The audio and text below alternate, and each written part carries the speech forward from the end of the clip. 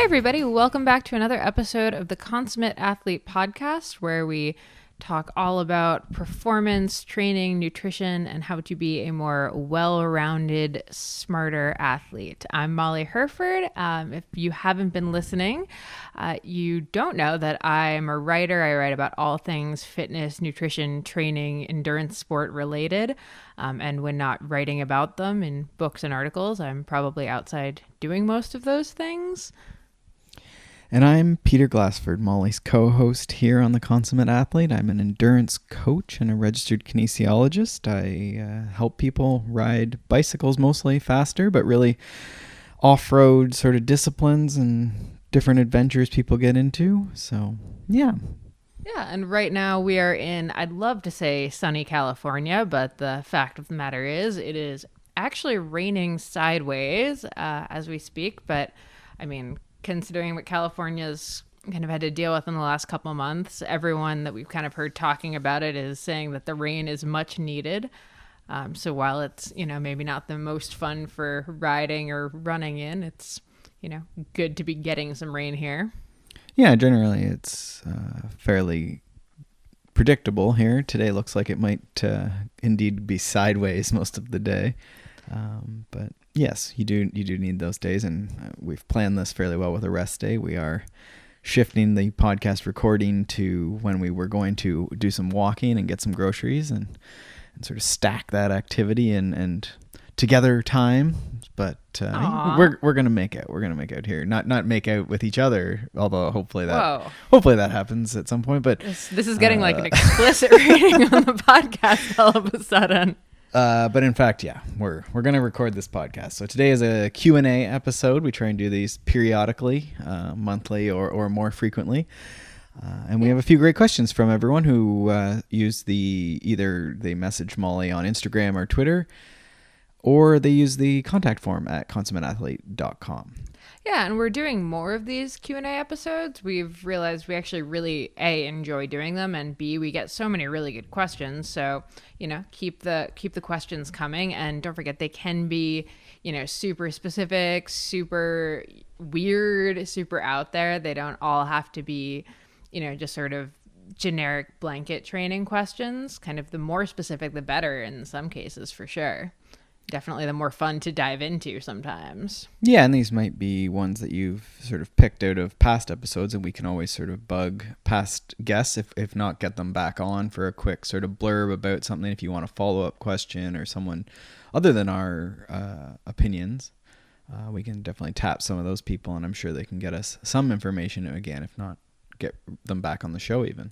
Yeah, and actually to that end, those of you who enjoyed last week's podcast with Lori Netescu, the registered dietitian and elite cyclist, we're actually going to be having her on more frequently to talk sports nutrition and just general nutrition for endurance athletes. So if you do have an endurance nutrition question, definitely let us know, because we're hoping to do a lot more of those, since that's kind of a big passion of mine, and I know a lot of people listening do really care about what they eat. They understand that that's a big part of making training go smoothly. It's certainly something I'm becoming more and more reminded of in these past few weeks of doing much bigger volume. Yeah, and definitely if you do submit a question, the more information you can give us about yourself and your goals and stuff, that definitely helps, especially when we get into nutrition. Some of the stuff we can sort of talk generally, but nutrition for sure is one of those things that nothing's necessarily bad. It very much depends on who you are and what you're trying to do. Definitely. So without further ado, why don't we get into it?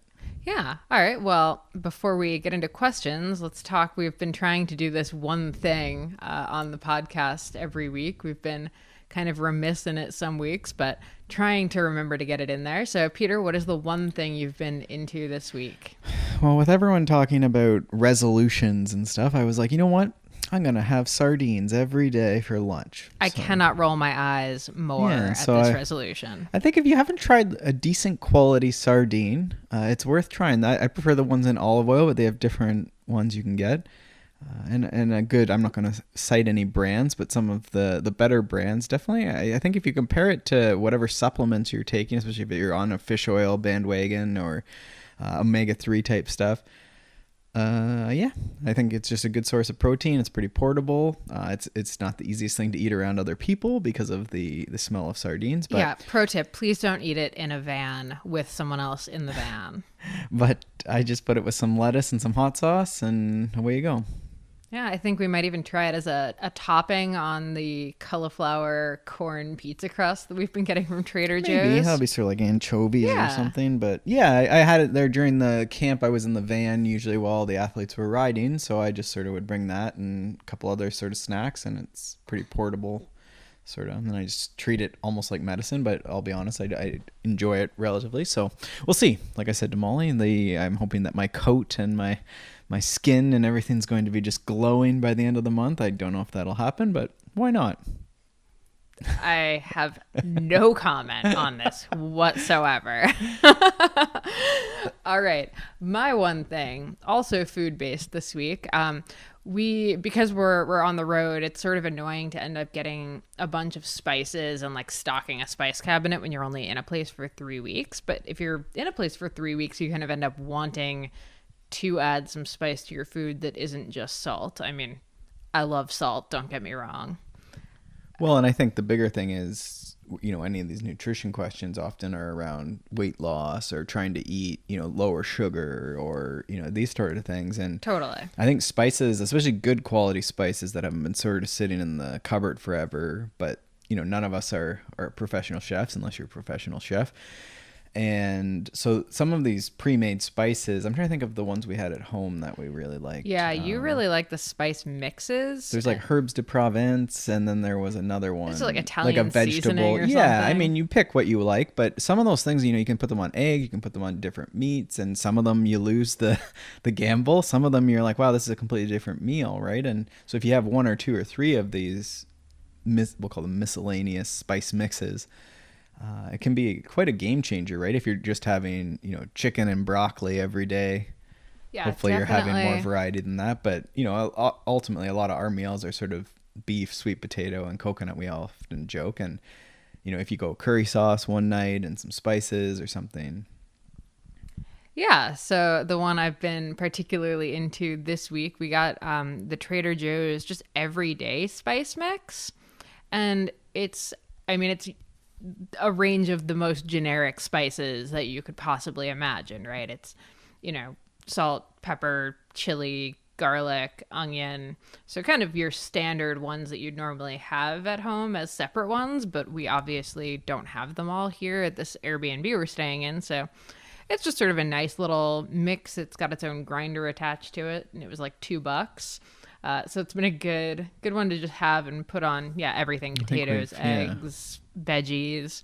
So we've done our morning scramble with that, and then not done it with it. And then we've done like a fish maybe with it. And then I think we tried it maybe on we do like a baked, the sweet potatoes almost as like fries in the oven. So we chop them up, some oil, and then a bit of that seasoning, and it's a whole different dish. It's pretty impressive how much a spice can change food. And I feel like there are a lot of you that are going to be like, yeah, duh.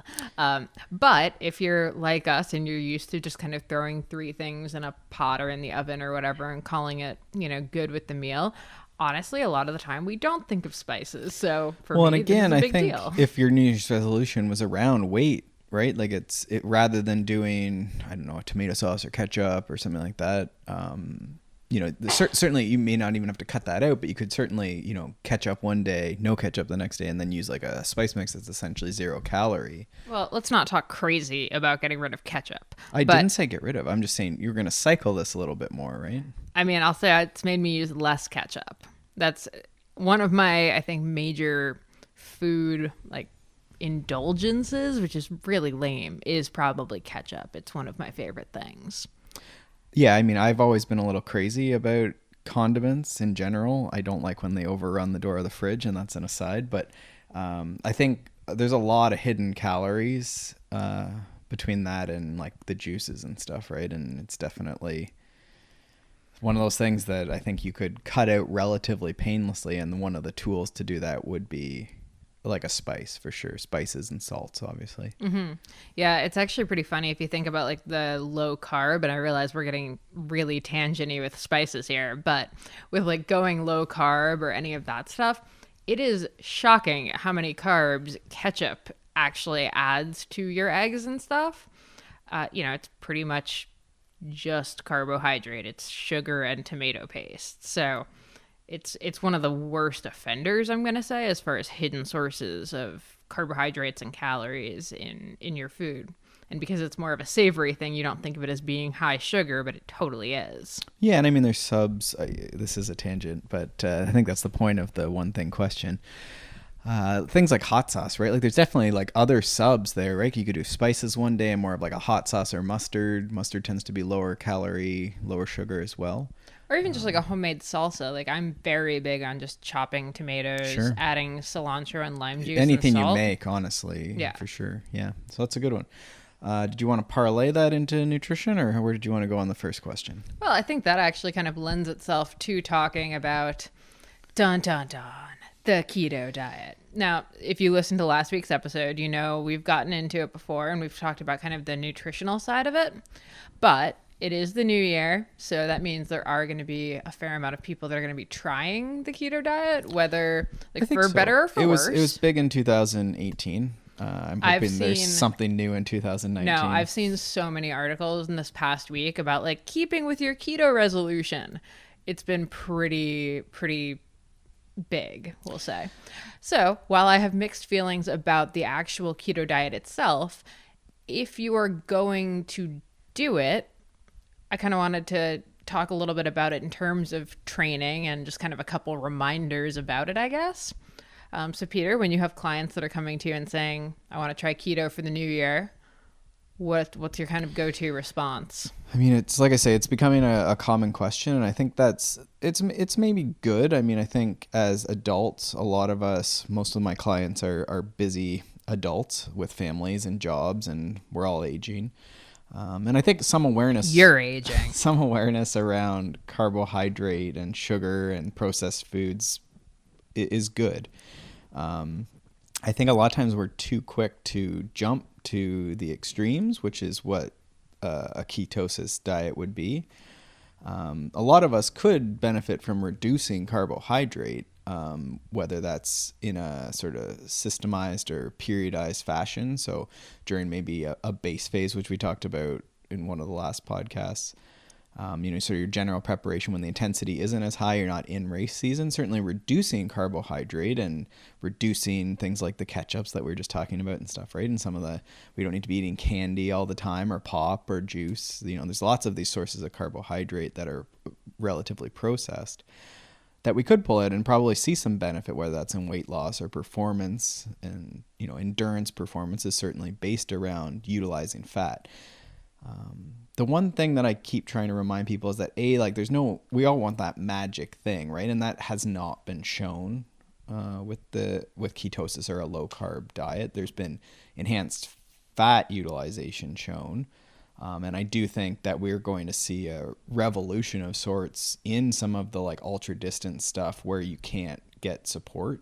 So crossing Antarctica. So if you're crossing Antarctica, there's probably some performance to be gained. Yes, the many of you listening that are planning an Antarctic crossing. Yeah, and I mean, we're looking at like our Killarney sort of thing, and I am curious about it for things like that where you got like we're talking into the long, so even just say over, say 6 hours type thing, where you can't refuel easily. I think there is going to be some revolution in that sort of time span. You can pry the Snickers from my cold, dead hands. Just putting it out there as far as the Killarney Trail goes. Right. But I think for a lot of people, we're missing, if your heart rate tends to run pretty high, that's usually a good sign. You can ride all day at like 180 beats or something. There's probably just some benefit from just, MAF training or just basic endurance training where you're actually riding at a low heart rate and increasing your fat utilization, right? If you read any of the Joe Friel manuals, or like a side effect of endurance training is you become better at using fat. Any elite endurance athlete is very good at using fat. So the question is, how do you get there? And is the only way to get there by ketosis and this very extreme? And I think, to sum it up, I guess, that I think most of us could just improve our diet and be moderate and then train more effectively and see a huge improvement. And then if you didn't, then that would be where, you know, I would pursue someone more skilled in nutrition and certified nutrition than me, or probably you, to help you do ketosis and try that, because it may very well be something that's very helpful. Yeah, for sure. And this might be a pretty blanket statement, but usually the people who are talking about going keto aren't the ones that are on the whole food, already like kind of low carb diet. It's not like going keto is like a 10% shift in their diet. It's like a huge overhaul of their diet. That's certainly been, for the most part, what I've seen.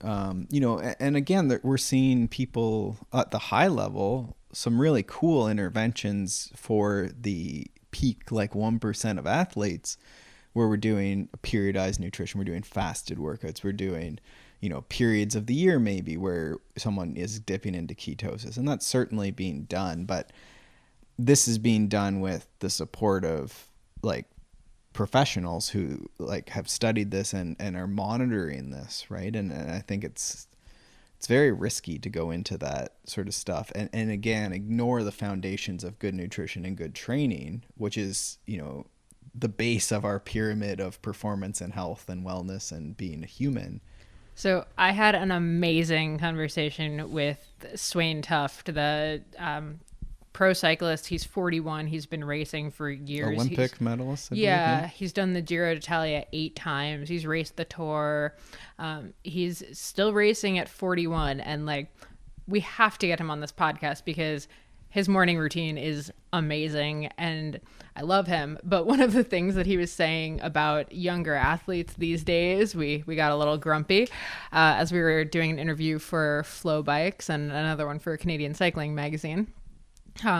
We talked about the fact that so many young athletes are going for these, you know, quote unquote marginal gains. They're doing all these things that are supposed to improve performance by 1%. And, you know, taking XYZ supplement or doing XYZ interval or using, you know, whatever recovery tool, like that one that like is like a hammer. That kind of stuff. Everyone has an altitude 10 and those boots that compress their legs. Yeah. So everyone's doing all of that, but they're not hitting the Endurance 90%. training. Yeah, the actual 90%. So it's like, okay, great, we're at 15%. And we've, as Swain put it, we used up all of our marginal gains and we're only at 20%. We've forgotten the actual, you know, 90% that makes up the base. So just kind of keep coming back to that. Also, for anyone who's interested, Swain is at training camp, so he's riding hours a day. He wakes up, he does a run on the beach, then he does some yoga, then he jumps in the freezing cold Pacific Ocean, gets out, does some crawling around on the big rocks on the beach, does a couple more stretches, and heads home for breakfast. He's the oldest one on the team by, I think, 10 years, and he gets back and everyone else is still asleep. The man is a legend. Yeah, and I don't know what to say. I mean, that's like typical old guy stuff, right? And I think I changed my tune because I was like sort of lamenting the same thing. You know, the kids they're not doing it right. But then I read this cross country ski book that I really love. Reread it, and there's like just the guy in it, one of the famous cross country skiers. He is lamenting about the youth and how they're not training as hard as he did in his youth and so forth. But this is like written in like the 90s, I think is when he wrote it.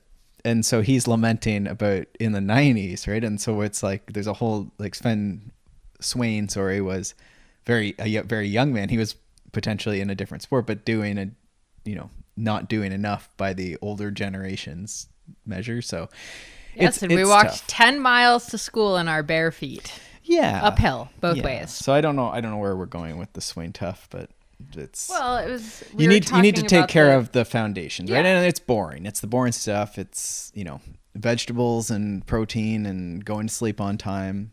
Yeah. And it's boring, but I mean, it's the stuff that seems to stay through time, right? Yeah.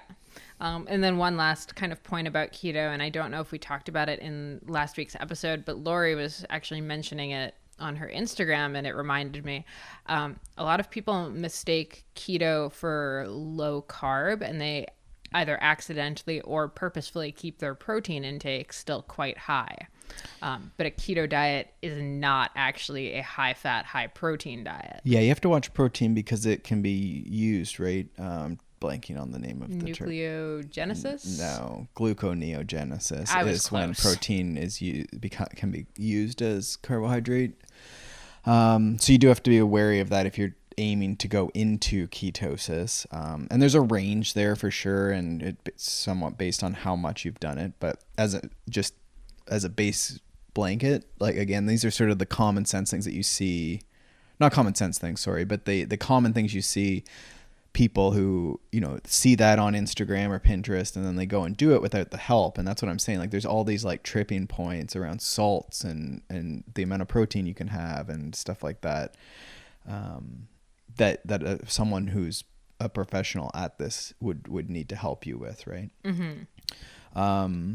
Okay. Yeah, and there's also, I should say, there's like a very sneaky like window there, and this is, I think, where a lot of athletes, and I would say that unintentionally I ended up in this when I was toying with the paleo diet early 10 years ago, and I've since, like, I still follow that as sort of my framework, but there's a weird window there where you're not low enough and on carbohydrate and maybe not high enough on fat, but you're sort of having some carbohydrate, and you're sort of in this middle ground where you're not getting the benefit of the very low carbohydrate diet, but you're also not getting enough carbohydrate. And I think there's a lot of people sort of in that sneaky window.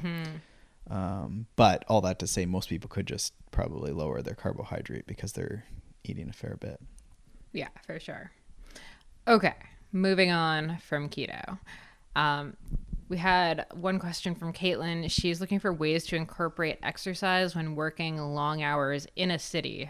She has a new job and it's hitting her hard. And I think pretty much anyone listening can definitely relate to that. I think we all go through seasons in our life where, the hashtag hustle of, what's actually going on in our life is going to impact our training in a very negative way. But obviously, there are some tried and true ways to keep that going. Do we have an age or a goal? No goal. I'd say she's close-ish in age to me, kind of similar level to me, we'll say. So reasonably endurance trained, pretty fit. Right. And we'll say the goal here is to stay in like race-ish ready shape. Because I guess that's the ultimate question, right? Like sometimes in life we have to hustle for a bit, and so then that's where you sort of pull the nutrition in, and you just keep things as clean as you can, get to bed on time, and you walk as much as you can to work, and you just sort of don't worry about the athletics if there's not a goal there for a while, right? That's true. Good nutrition can really like solve a lot of Yeah, I mean, it helps issues. if you can control body composition and just make sure your energy and that you're walking and taking the stairs and these things. Like, you can be a pretty regularly fit, and healthy person, and then that's a base of support that then come the summer, if you figure out work and you're sort of settled down, then this is essentially periodization. You have sort of like this off period where you're focused on other things, and then once work chills out, you can get back into cycling or running or whatever you're into, right? Totally. I think a big mistake people make here is starting to do that. Like, okay, well, I'm working 10 hours a day. I'm going to now get up at 4 a.m. and hit the gym or hit like the 5 a.m. spin class or whatever, and not cut down on sleep in order to do that. And, sure. Then you start ending up supplementing during the day with sugar and caffeine to keep you going, all for the sake of getting in these workouts that are kind of ultimately costing you instead of actually benefiting you. Yeah, and I think ideally, like, again, we say that walking almost in passing, but I think that the more you can, like, I have several friends who are quite healthy. They eat, reasonable portions. They have vegetables and protein at every meal. They have a few meals a day. They don't necessarily skip any meals, but they're walking, and they walk very quickly, I have to say. Like, I've gotten much better at walking in the last few years with the amount we've done, but geez, they walk so fast in the city. The city people are just walking. But they walk vigorously, and that's basically their main workout is 5 days a week. They walk, and my one friend walks like, I think it might be half an hour each way, like vigorously. I don't know why I'm emphasizing Vigorously. but it's important, right? I think so. So that's that's an hour of walking, and I don't know what happens on lunch. They probably walk somewhere at lunch too, and they divide that up, right? And that's a good base. And then maybe on the weekend you go again, maybe just walking to the market and going to see a friend and going walking for coffee. I think that's a good base, right? And I mean, we would maybe say, throw some morning yoga or anywhere core in there for 10 minutes at some point, morning or in the evening. Even a few times a week, just to get a bit of sort of body weight conditioning, calisthenics. Yeah. And I mean, if you have a good indoor setup, and I'm actually working on an article for bicycling right now about the perfect indoor trainer setup, and it reminded me for cycling. Yeah. But I mean, you could do the same with treadmill or gym setup, whatever. Having just that small space in your apartment or house or whatever that's always set up, so you can, literally come home from work, put on your chamois, jump on the bike. It's already on the trainer. You don't have to do any kind of setup. You don't have to, make room or clear a path or anything. You can do a fairly good workout in half an hour. I mean, Tabata intervals, 30 seconds on, 30 seconds off. Like, you can crush, a really good workout pretty quick. I think almost in relation to what we were just talking about, right? Like, I think you may not have a ton of motivation right now too. So, I mean, I think even half an hour of just aerobic exercise, right? Like, I don't think it has to be super hard either. And that could be part of an overall plan too, right? Like a month of 30-minute workouts and just see what happens. And maybe you get one longer workout on the weekend, or you get outside on the weekend. There's lots of people that, are quote unquote weekend warriors, right? So I don't think that's a big deal either. If cycling or running is part of what you want to do, it might just mean shortening down what you think is what you should be doing, right? I think there's always that should statement is always the one we want to sort of assess, right? If you're saying you should do this amount of workouts or should do this amount of intensity, like why? Like, are there reasons why you should not be doing that, right? Well, if you're hustling really hard at work, it might be that you need to back off, right? Yeah, definitely.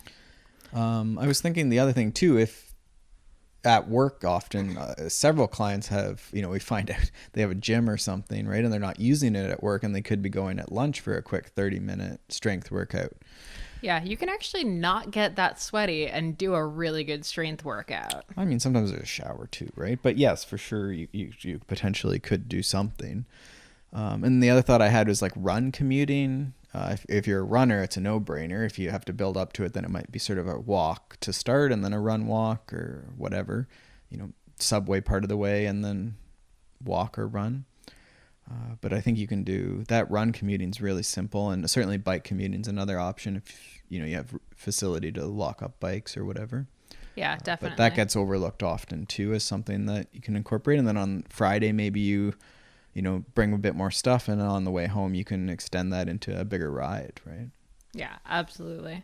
Yeah, so I mean, we all know there's ways around it. I think the biggest thing is to not end up going so far overboard trying to squeeze it in when, like we said, you got to settle into your new job, and it, probably will calm down and get easier, and you'll start figuring out these things, but not panicking about, oh my gosh, I need to do it right now or all is lost. I really like your 30-minute thought though. Like, I think, again, we only know so much. What was her name? Caitlin? Yeah. About Caitlin. But, I think I see that pattern that like 30 minutes isn't a workout. It needs to be an hour. It needs to be 90 minutes. And so I've actually, in this latest block for a lot of clients, I've actually added a few 30-minute just recovery spins to try and increase the frequency, like how many times they're on their bike, but also just enforce like this is easy, like this is an easy workout. Well, and even my coach is doing that with me as I'm trying to recover my knee from, fairly minor tendonitis that just won't seem to go away. It's been a ton of like, okay, you've got a 20-minute run today. You've got a 30-minute run today. And at first it drove me crazy because I'm like, no, I'm a runner. 20 minutes isn't a run. Right. But I'm coming around to it. Yeah, definitely a big thing for coming back from injury for sure is increase with runners especially, but increasing frequency, but then decreasing duration. And I've talked about before just that frequency piece. I think is something that people overlook. The advanced or the very serious athletes don't look at double days and triple days as much as maybe we should, especially in cycling. But the quote unquote everyday folks just can get so much better just by adding one other workout or two other workouts that would be even a half-hour spin, right? A commute to work. Mm-hmm. Well, and I stand by the 15 minutes of core in the morning is almost 2 hours a week of core, which is 100 hours of training a year. Sure. Yeah, that adds up quick. Like, and when you're talking about, pros are training, doing 1,000-hour training year, or 1,000 hours of training per year, that's like at the, top Olympic level. If I can crush through 100 hours of training without even noticing it, that's pretty sweet. Yeah, I haven't seen, we've talked about this before too, that 10 minutes in the morning of yoga or core. I tend to go more with the core, and you're more on the sort of yoga side of things, but calisthenics, and definitely that I haven't seen that amount of, I guess, success in people like adhering to things as that with strength specifically, I guess. But you mean like you actually have clients that are doing it and enjoying it, and it's giving them enjoyment. Progress. I guess we can go as far as enjoyment, but I think completing that, right? And you're seeing cyclists doing some sort of strength or off bicycle activity for like the whole year, right? Never would you get someone to go to the gym twice a week and do a 30-minute workout. It never happened. Yeah, absolutely. But the fact that it can be done anywhere, and again, like we've talked about my pull-ups, especially when we're home and I can actually use my pull-up bar, but push-ups and stuff, just going from minimal to being able to maintain, 20 to 30 in one shot pretty much whenever, right? Yeah, absolutely. So. Okay, so this next question is one that I find kind of very frustrating for me, or one that I struggle with too. Sure. Fatigue versus laziness. Like, are you actually fatigued, or are you just kind of feeling blah? It's an interesting question.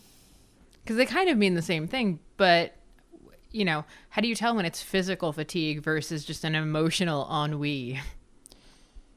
I mean, I was trying to think of a simple, like, yes, no type way to go about this, but I guess if you're lazy... And lazy's relative here. Like, I mean, we're not talking, are you eating Doritos on the couch 8 hours a day? But I don't know. Like, if someone's getting on their bicycle or on, going to do a workout, then I don't see that being lazy. Right? So I would then ask, like, okay, well, if you're doing, like, I guess you're saying, like, so you're like classic endurance athlete, you just hate doing intervals? Okay, I'll give you an example from real life. Yesterday, I was on the bike, and, I've been riding with the girls at the camp the last couple weeks. This was one of my first longer solo rides. And I was a couple hours in, and I just felt so meh. Like, I actually almost turned around and rode home instead of finishing the loop, because I was just so not into it. And I couldn't tell if I was legitimately fatigued or if I was just kind of in like a state of not being particularly into the ride at that moment. But everything felt very heavy and tired. But I couldn't tell if that was an actual feeling or if that was just my brain kind of shutting down on me. Yeah, I mean, I guess there's several factors there. Diagnose me. I would look first at, like, if there's any intensity in the schedule, then how is that going? Because that's usually a good tell of fatigue. If someone's just lagging in their intensity workouts, then there's probably something either nutritionally or, they're not recovering well enough, or there's too much volume, or not enough time between workouts. Another thing is, like, if every workout's very similar, which is common. So, like, every working person does 1 hour moderately hard as their workout. And in principle, you would like to have a longer workout, say 90 minutes to 3 hours, depending on your sport and what you're trying to do. But I see a lot of people are missing that, like, long workout. For cycling, it's probably more like 3 hours, which is hard for sure. If you're a busy person or if you're, in a winter climate. But at some point, those sort of need to be done. And for most distances, that would be sort of a minimum, like, not overtraining, but like over distance training. or endurance workout. So I would just want to see that there's a hard workout in the week, there's a long workout in the week, there's maybe one of those recovery spins in the week. There's some variety in the intensity and duration. And so if you're going sort of stale often, it's like every workout's the same. And that both motivationally and energetically is very tough, right? Yeah. And I mean, I'll also add, like, I was then able to, at the end of the ride, keep up with you and be pushing good power. So it was definitely more of a mental thing in this case. But Right. like last week, I know I was particularly fatigued. What about as in terms of like heart rate, breathing, any feeling in the legs that would indicate actual fatigue versus needing Yeah, I to think change once up you stuff? get warmed up, whether that's with some sort of like coordination or just, sometimes it takes sort of half an hour to even 60 minutes to get warmed up.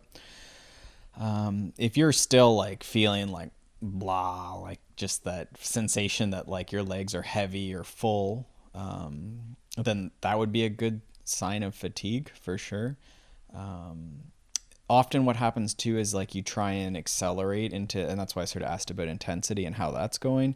If you're trying to do hill intervals or you're trying to do thresholdy intervals and your heart rate doesn't come up very easily, like it's normal to have some lag time in heart rate, but if like you're getting through the whole workout and it's not coming up, then that's a very chronic or like classic sign of even just overtraining or overreaching. You just need recovery. What was my other thought with that? Oh, I guess actually here's another question to that then. Oh, more questions. Yeah, I didn't even so finish my thought. if I decide I have actual fatigue, or even I'm just like, okay, I'm so unmotivated, I'm done, is the best response to that to like just ease up and spin home easy,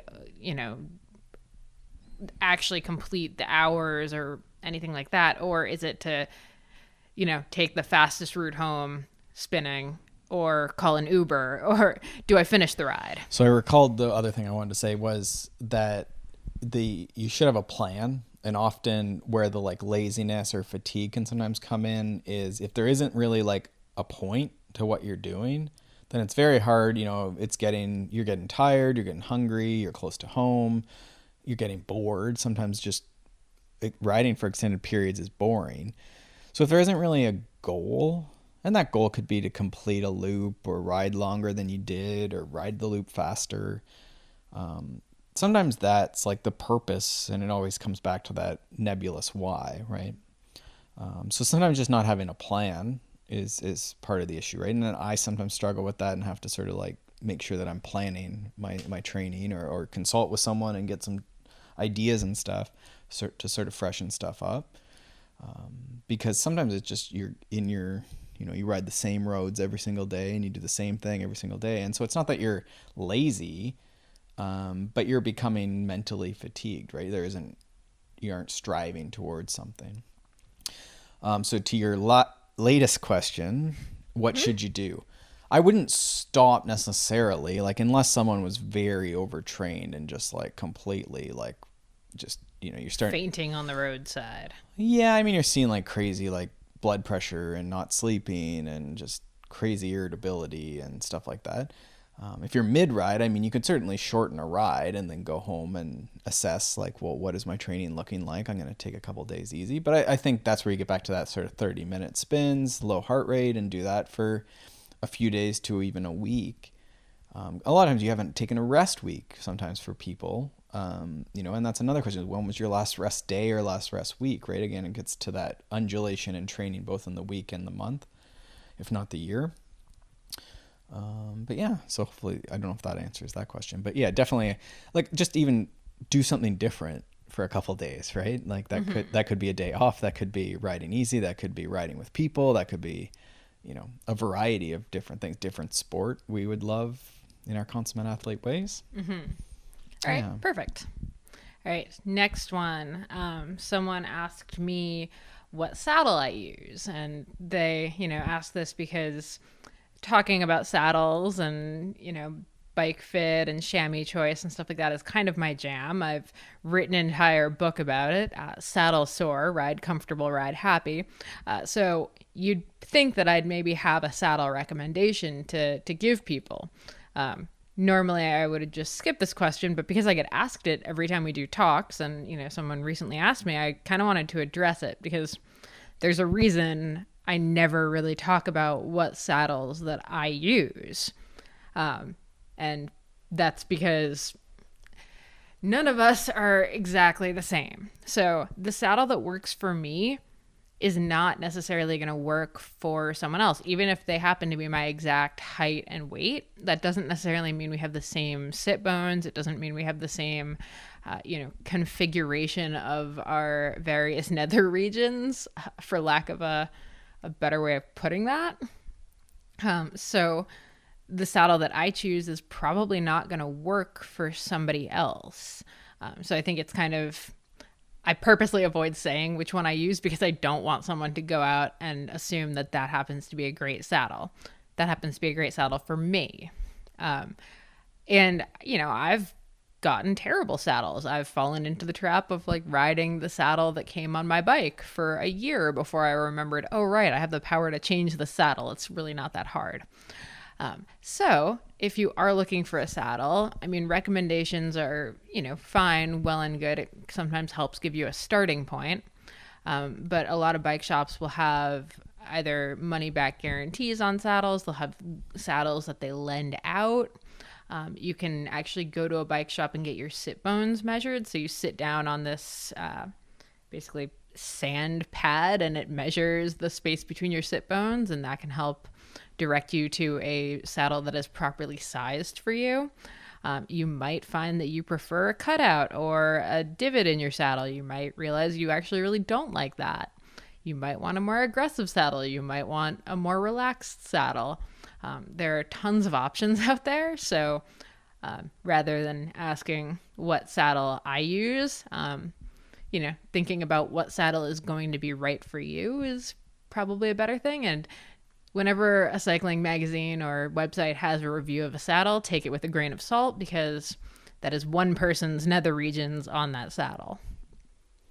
Yeah, sometimes I guess they do, everyone in the magazine or whatever tries different saddles or something, but yeah, it's definitely finding that saddle. I know Trek has done, and I think a few other brands are doing it like this now too. They're having both that width, but then also based on the riding you do. So they would have an aggressive position for more like a time trial or road, and then maybe there's a mountain bike saddle, and then there's maybe a casual saddle too. And it's sort of based on how far forward you're hinged when you're sitting on the saddle, right? And it makes sort of sense, right? Like a road cyclist is going to be down aerodynamic. So they've rolled their pelvis forward, and those nether regions, as you call them, right? All our sensitive parts are getting sort of rolled onto that saddle. So the aggressive saddles are sort of trying to accommodate for that, right? So maybe a little less nose, or the nose slopes down a bit more. Mm-hmm. So I think that's something that I've seen in the clients I work with, who are, I guess, are more serious in general. Some of those more aggressive saddles, we won't necessarily name models, but certainly Trek, and I know Specialized is a popular one as well. Both have ones that are sort of these more aggressive saddles. And I think for people who are, pushing their limits and racing, then I think that's often what seems to be where people are trending towards, at least right now. Mm-hmm. Yeah, definitely. Yeah. So I think just trying out different ones. I think that's great. Yeah, I had never thought, but I guess you could probably go to a shop, and assuming they have bikes with different saddles on the bikes, which they may not have all It's models. Usually cheap stock ones, unfortunately, unless you're getting really, really, really up into the You may even be able to just go around with your chamois on and then try them out, right? Yeah, I will. The caveat to that is, unfortunately, a lot of saddles will feel totally fine for the first, 30 minutes or so, or your first ride. It's really only after a week or so of serious riding that you start noticing that, XYZ saddle is not right for you. Not even a week, but definitely takes an hour or two, right? Or at least more than you're used to riding. Yeah. Right? Even on my bike, it's been fine because it's a cross bike that I'm riding right now, and it's been fine. I've ridden it since August, but then this week I finally have been pushing my volume up a fair bit. And definitely by ride 5, or hour 4 or 5, I start definitely noticing it, and I've had to tweak things a little bit as far as position. But Yeah, and actually coming back to that article I'm working on about riding on the trainer inside and setting up your perfect indoor trainer setup, saddles become much more important, I find, actually, when you ride inside because you're much less dynamic. When I'm outside, I can ride for a lot of hours on the current saddle that I have. When I've been on the trainer, I hate it after the first hour, so not all saddles are great for all things. yeah, and definitely trying to stand up periodically, especially when you're outside, but even inside, just trying to time a couple pedal strokes up out of the saddle here and there. Yeah, absolutely. All right, so that's all about saddles. Next question.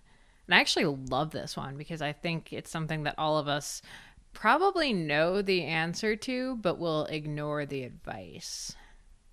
Or ignore the advice if no one is like out there actually telling us this thing. If I miss a day of training, should I make it up?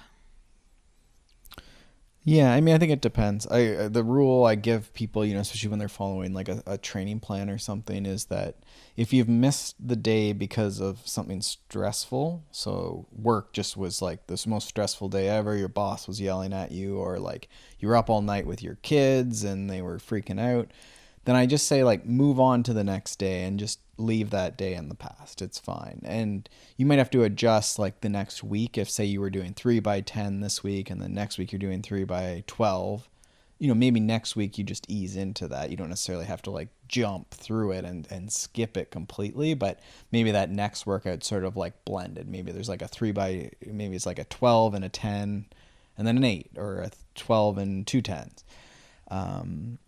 As just as a sort of an example. Now, if you're like, it's pouring rain today and I have this like hill workout, or like I know I have Friday off, but like today's Thursday and I have this hill workout, but today I have to work, just normal work. It's not stressful. I know I have to go to work and I have like an hour after work, but I could slam out this awesome hill workout tomorrow, after a good breakfast and like sleep in, and then I'm going to slam out like a 3-hour ride with those hill intervals. It's going to be a really, really good quality session. Then in that case, I would say you could like miss the workout and move it forward, right? And would you swap the workouts in that case? Yeah, maybe just spin easy or something, right? And maybe it's, again, like if it's not stressful, but you just can't make it, right? Like it's just, the kids have to go to a birthday party after work. It's not stressful. It's just, I don't have the window I thought I was going to have. But tomorrow I definitely have that window, right? Or I get, a bigger window because I took the kids to the birthday party, right? Like there's certain examples like that where like you're really not stressed. Your sleep's still good. You're still eating meals. It's just there isn't the time in the day. So rather than like staying up at 11 o'clock at night and like trying to slam out this hill interval workout, right? Then sometimes that's the logical thing. And with some of my coaching clients, like that's definitely something we would be back and forth on. But if you're just following a plan, or you're on your own coaching yourself, then those are the decisions you have to make. So that's my rule of thumb, is just if it's stressful, then just sort of like carry on, which usually means you do sort of like maybe a lower intensity or a recovery day after the stressful day. Yeah. And this actually kind of comes back to almost our first question, but the other thing I'll say about this is, if you're finding that this is happening to you on a weekly basis, or even more than once a week, it might be time to look at your training plan as a whole and actually do a bit of recalibration to where your life is now. I mean, it's one thing if, you're making 95% of your workouts and like 5% get kind of that's probably off. Good, right? Like there should be some adjustment there. It shouldn't fit perfectly. But if every single week you're finding like 3 workouts just aren't working, or, work is stressful 3 days a week or whatever, it might just be time to rethink your whole your training plan as a whole, not just keep doing this like shift one day, borrow from Peter to pay Paul, not you, Peter. Like, right. That's the saying. But, sorry. Yeah, I think that definitely. I've had a few clients in the last few years. I've seen many more people who are actually taking Sundays, the typical long workout day, taking it off as like the family day, get on top of things day, because they were just getting frustrated and getting there was fights at home and stuff about going away for the whole day, and it's like that's the only day the kids are home and stuff like that. So why not just take that day off and enjoy it? And then Monday to Friday maybe is more predictable. Maybe you can't do 3 hours, but maybe it's, you get your hour every single day or something. And then Saturday is the big long day, and then Sunday you take off. And a lot of people find that they come, they're happy. They had that like relaxing day, they went for a walk, read the paper, whatever, right? Yeah, a bit more of a refresh. Yeah. I definitely really like when I have Sundays off. Yeah. It's a whole different world. Absolutely. Awesome. So I think we'll wrap up there. As always, if you could swing over to iTunes, give us a rating or a review, that would be amazing. We would greatly appreciate it. And as we said in the beginning, any questions are always welcome. You can find me on Instagram and Twitter at Molly J. Herford, and Peter is at Peter Glassford, or you can use our question form over on consummateathlete.com. All right. Thanks for tuning in, and we'll see you next week. Thanks so much for listening to this episode of the Consummate Athlete podcast. To check out all of the show notes for this show, go to consummateathlete.com, and to follow along with our various adventures on the social medias, you can check us out on Facebook at facebook.com/consummateathlete, or follow me, Molly Herford, at Molly J. Herford on Twitter and Instagram. And I'm at Peter Glassford on Twitter and Instagram. And if you could do us a huge favor and rate and review the podcast over on iTunes, that helps us bring on more guests, get more episodes out, and do more cool stuff. So we would be forever grateful. And if you're looking for coaching for endurance sport or just for health and wellness, you can check out smartathlete.ca.